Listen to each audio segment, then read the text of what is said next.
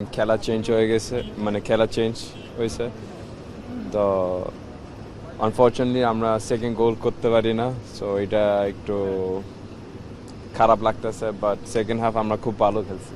ভাই বারবার আমরা দেখতে পাচ্ছি অনেক সুযোগ তৈরি হচ্ছে বাংলাদেশের এখন, এবং যেটা আপনি বলছিলেন সেকেন্ড হাফে চেঞ্জের পরে বিশেষ করে ফাহমিদুল যখন নামলেন তখন বেশ কিছু ক্রস ছিল বা দারুণ কিছু সুযোগ ছিল, সেগুলোকে আমরা গোলে কনভার্ট করতে পারিনি।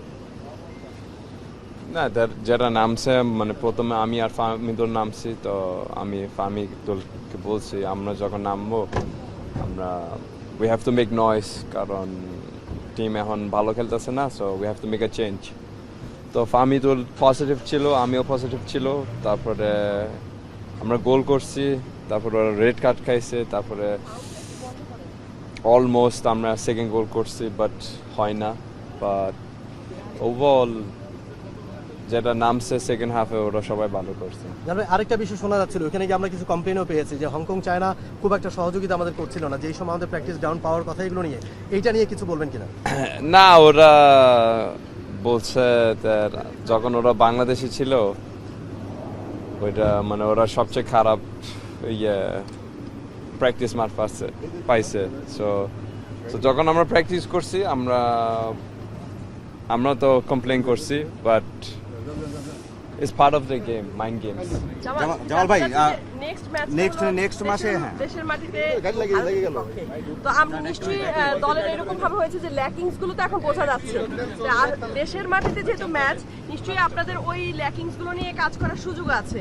তো বুঝতে পেরেছেন যে আসলে ল্যাকিংস গুলো কোথায়, আর ভারতের ম্যাচ নিয়ে আপনারা কিভাবে পরিকল্পনা করবেন? প্রতিপক্ষ যখন ভারত আর কি। না, আপনি তো সবাই দেখতে পারেন ল্যাকিংস কোন জায়গা ছিল এই দুইটা ম্যাচে, সো অফকোর্স এটা কাজ করতে হবে।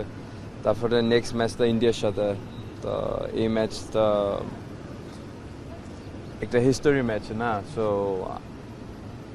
এইখানে গোল রিসিভ করলে এটা সমস্যা হয়, সো আমি মনে করি আমরা সামনে ম্যাচ আগে দুইটা লিগ ম্যাচ খেলতে হবে, তারপরে আমরা চিন্তা করবো ইন্ডিয়ার সাথে আমরা কিভাবে খেলবো।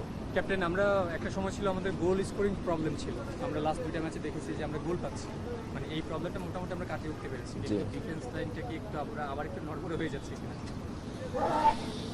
ডিফেন্স লাইন মেবি কিছু মিসআন্ডারস্ট্যান্ডিং ছিল, ওরা অফকোর্স ওরা বেস্ট ট্রাই করছে, বাট অফকোর্স ফার্স্ট ম্যাচ 4টা গোল রিসিভ করছি আমরা, এটা ইটস নট অ্যাকসেপ্টেবল যেটা আমি মনে করি, কারণ 3 out of 4 goals was মানে আমি টিমে ডাইরেক্ট বলছি এটা গিফট, আমরা গিফট দিছি, so we have to change that.